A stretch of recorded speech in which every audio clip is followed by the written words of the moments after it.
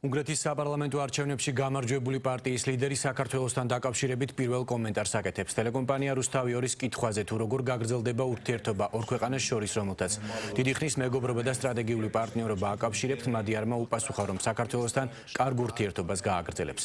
მოხარული ვიქნები, რომ გესტუმროთ თბილისში ან სხვაგან, მოუთმენლად ველოდებით თქვენთან თანამშრომლობას, აცხადებს მადიარი.